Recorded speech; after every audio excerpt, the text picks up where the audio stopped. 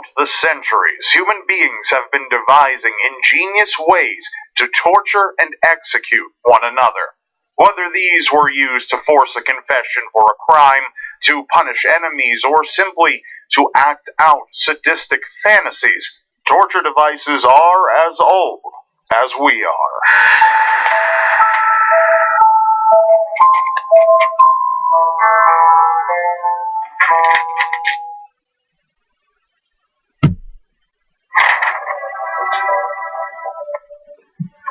Imagine being placed on your knees in a wooden or iron barrel with only your head protruding from the top.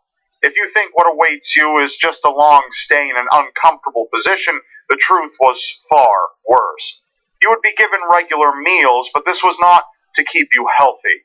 As the barrel filled with urine and excrement, it would soon begin to attract insects and vermin that would begin to eat away at your flesh. Additionally, the bacteria from these bodily fluids would cause skin necrosis.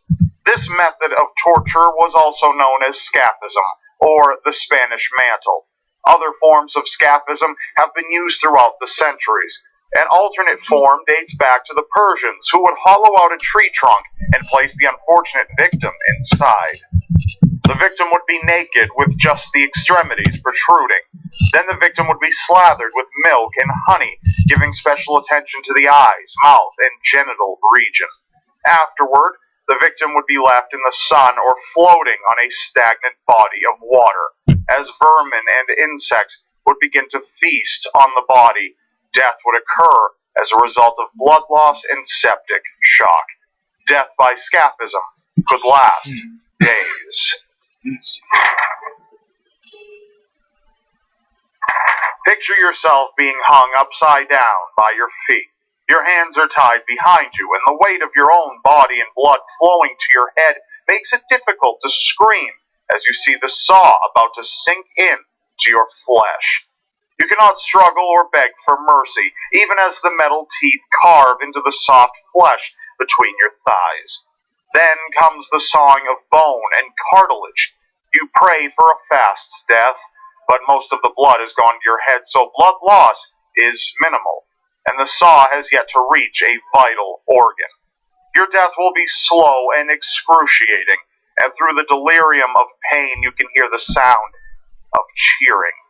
During the Middle Ages, accused witches and blasphemers could find themselves victim to the saw torture. This method was invented by the Chinese and popularized by the Romans. The accused would be hung upside down by the ankles while two executioners sawed the victim in half, beginning between the legs.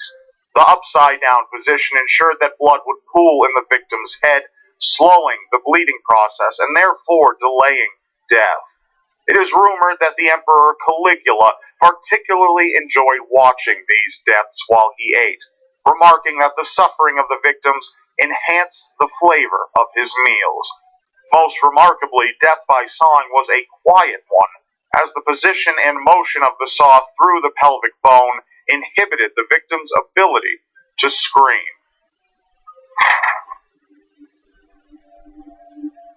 Perhaps you have fallen out of favor with the local government. Perhaps you have been labeled a troublemaker, perhaps even treasonous or blasphemous. Now the authorities are tasked with silencing you before you can rile up any more followers. You have insulted the king, and there is only one acceptable punishment, but it comes in multiple steps, each which is deadly on its own. First comes the dragging through the streets of town. The public must see what happens to troublemakers like you. Next, perhaps beheading or possibly having your limbs ripped from your torso by galloping horses. A popular punishment for treason in England was the act of hanging, drawing, and quartering. The method began by tying the accused by rope to a horse and dragging him to the gallows. Once hoisted up by the neck, the victim would possibly be disemboweled. However, over centuries, the act evolved into the practice of tying each of the victim's limbs to 4 individual horses, then setting each horse in opposite directions, thereby tearing the victim in pieces. Likely the most famous victim of this brutal death was the Scottish patriot William Wallace, who suffered each step to the fullest extent. He was first hanged for robbery and murder, disemboweled for sacrilege, hanged, drawn, and beheaded for treason. His story was portrayed in the popular Mel Gibson movie, Braveheart.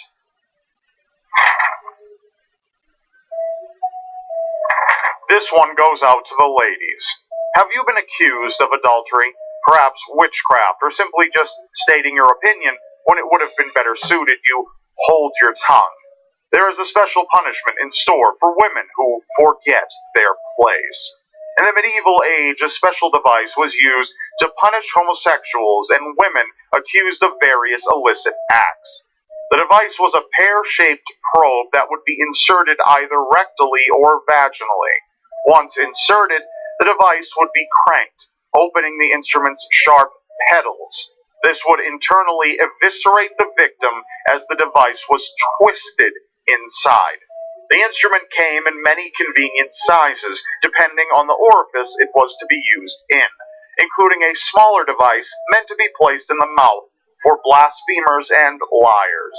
However, the pear of anguish was rarely fatal, and was often used as just a precursor to more torture methods to be inflicted.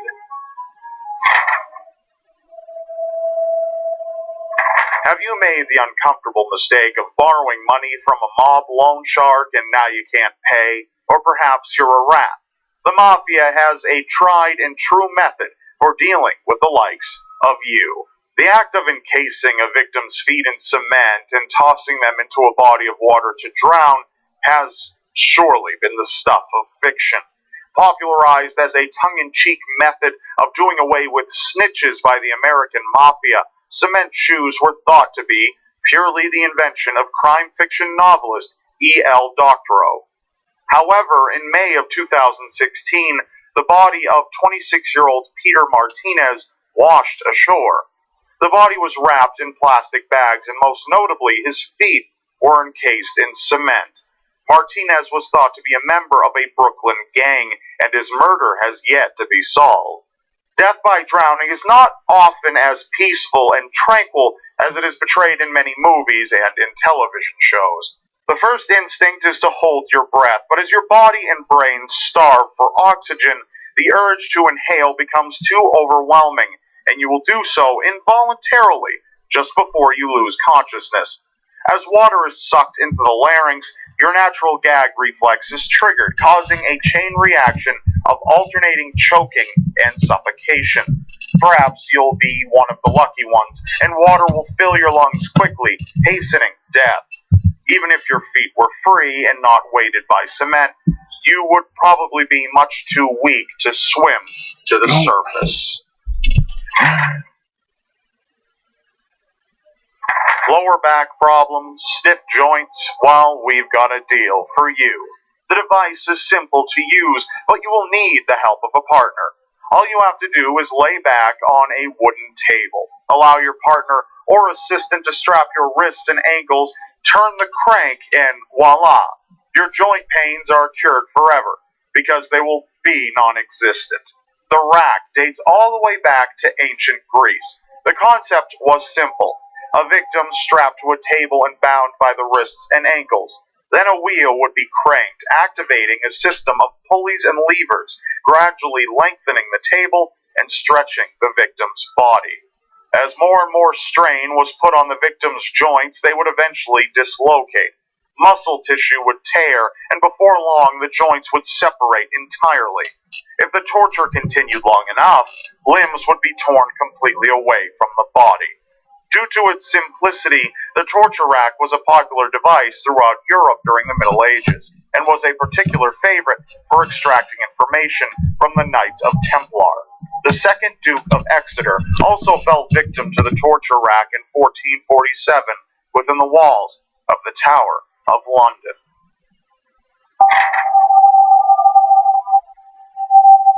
If you have seen any of the Saw films, you have seen devices of torture and death that are as complicated as a Rube Goldberg machine. Devices with timers, intricate pulley systems, and innovative complexity. However, a torture device doesn't need to be complicated to be effective. The heretic's fork was a simple design, a double-edged fork strapped to a victim's neck, preventing the wearer from being able to lower the head or speak. This was a particularly effective method during the Spanish Inquisition to force confessions from those accused of heresy. The irony in using this device for confessions was that, since the victim could not speak, no confession could be uttered, prolonging the torture. If the wearer bent backward far enough, the pain would temporarily cease. However, such a position was impossible to maintain for long periods, and eventually the victim would either attempt a confession or give in to the sharp points of the fork. If the victim decided to succumb to death, it would be a slow and painful one, as the accused would slowly bleed out from the puncture wounds.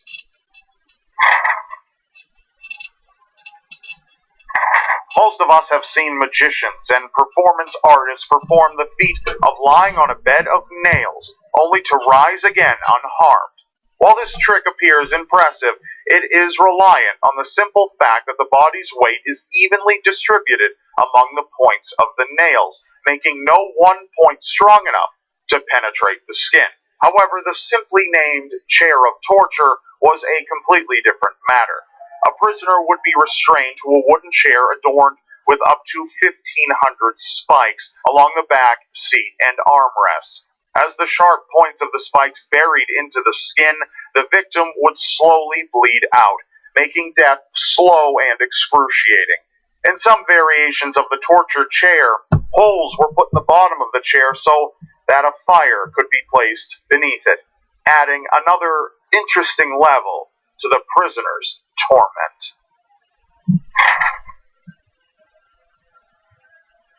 The art of torture isn't something restricted to ancient or medieval times. Modern technology has brought with it new and innovative methods of inflicting pain. Welcome to the Tucker State Prison Farm, located in Jefferson County, Arkansas.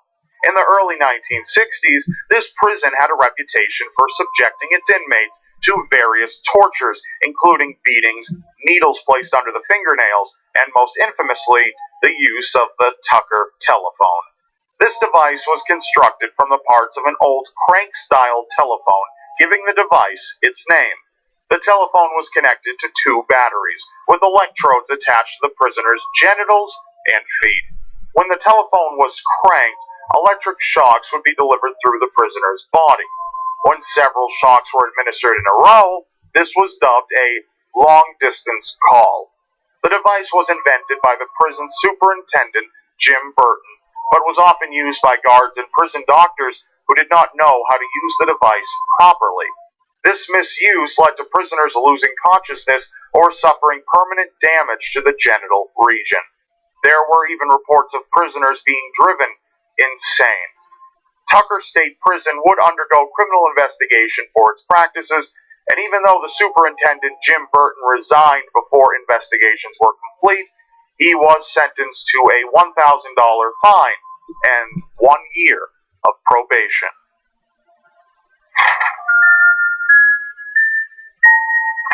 Whether Christian or not, we have all likely seen the iconic image, the beaten and bloodied figure of Jesus Christ upon the cross. By far, this symbol of Christianity is the most famous depiction of crucifixion, but he was not its only victim. The method of torture and execution, known as crucifixion, began in the 6th century BC and continued into the 4th century AD. Upon converting to Christianity, the Emperor Constantine abolished its use within the Roman Empire. Like many torture practices, its methodology was simple but excruciating. The accused, most often a religious or political agitator, was stripped, beaten, and then strung onto a crossbeam of wood. The wrists and ankles would be secured to the beams either through tying them with rope or nailing them through. In some variations, a small ledge would be placed at the feet to offer more support for the body, but this was rare. Death would be agonizing, as the body weakened and the prisoner would no longer be able to support the body to breathe. The lungs would be compressed by the weight and positioning of the body, causing slow asphyxiation. Death could take up to 4 days to occur. This process could be made faster by breaking the legs. In fact, the word excruciating itself derives from crucifixion, because it is known to be one of the most painful ways to die ever to have existed. That's all for now. If you'd like to fight to keep Seriously Strange on YouTube, please see my Patreon at patreon.com/RobDyke, linked in the description below. YouTube has been making it incredibly difficult for me to make content, so I would appreciate any help you're willing to offer. Thank you for listening. Now be sure to check out another video, and of course subscribe to my channel now, because you won't want to miss what's next. And I'll see you next time.